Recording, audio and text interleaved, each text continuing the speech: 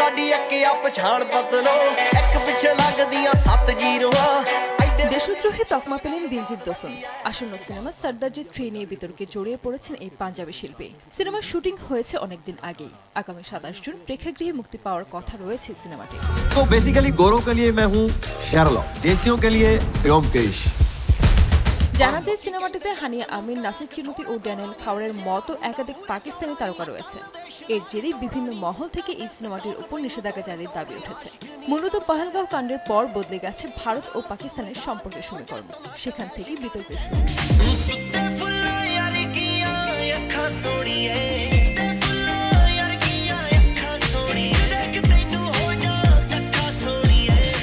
Federation of western India সিনে এমপ্লয়িজের সভাপতি BN Tiwari দিলজিতের নিন্দায় সরব হন।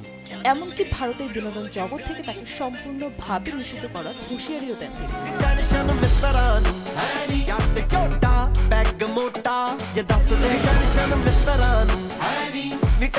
বিএন তিওয়ারি বলেন, দিলজিৎ দোসাঞ্জ বা অন্য কোনো শিল্পী যদি এমন আচরণ করেন তাহলে শুধু তাদের সিনেমার বিরুদ্ধে নয়, তাদের বিরুদ্ধেও কড়া পদক্ষেপ নেওয়া হবে। সহযোগিতা না করার জন্য অভিযুক্ত হবেন তারা। বিশ্বাসঘাতকদের জন্য কোনো জায়গা নেই এই দেশে। এই দেশের বিরোধিতা যারা করবেন তাদের বিনোদন দুনিয়া কোনোভাবেই সমর্থন করতে পারবে না।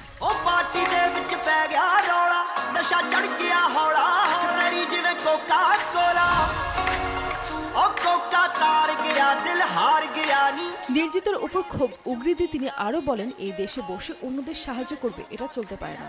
আমাদের কাছে এমন বেশ কয়েকটি নাম এসেছে, এদেরকে বিনোদন জগৎ থেকে বের করে দেওয়া হবে যদি এরা দেশের কথা না ভাবেন।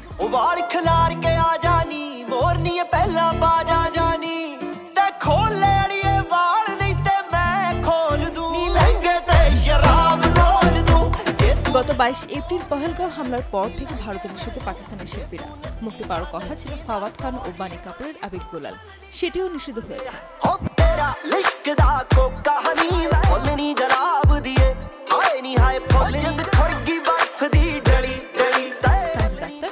দেশ থেকে।